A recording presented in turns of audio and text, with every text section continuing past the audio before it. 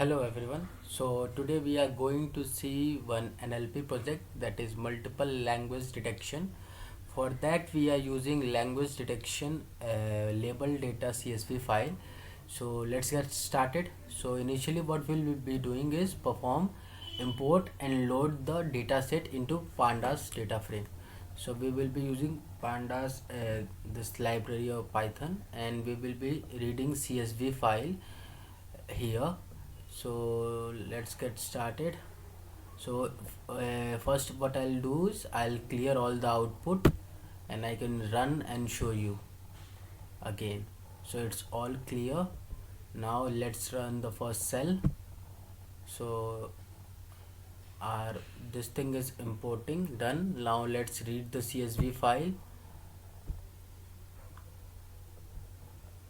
Okay, so done. Now let's see how the data is available in the CSV file. So here you can see we have a sample available. There is two column, one is text and one is language. So text is phrase of different languages available, and we have a language as labeled target, so that for every phrase there is a target language, and that is defined into the language field. Okay, let's go ahead. So now our task is complete. Now go for a second task. So here we will be checking missing data or null value in the file. So let's see. So there is no null value. That's fine, we can go ahead.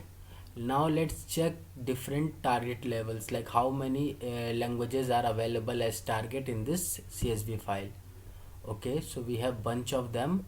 So around from English to Spanish, Italian, Russian, Malayalam, and this Tamil, Hindi. Okay, so this much data we have, and maximum phrases is available for English, then French, and respectively the minimum for Hindi. So if we go for an Indian language, that is available in it is Hindi, Kannada, Tamil, and Malayalam. So we have four languages. Okay, let's go ahead and see, split our data into training and testing set. So for that we will be using text as X and language target as Y. So there are some phrases in which multiple symbols are available, so clear that out. We will be using regular expression. So we are doing our text cleaning over here. So that's done.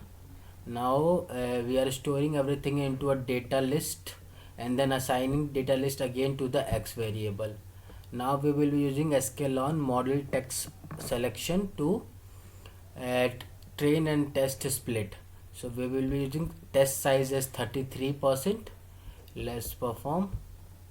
Now we can see the length of text file training set and the testing set.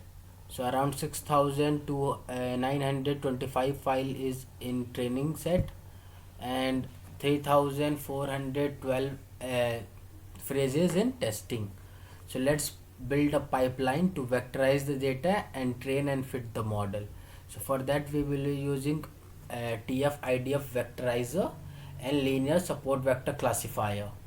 So let's done this thing.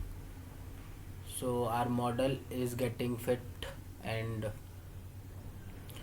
so now our model is ready. Now let's predict for the testing data.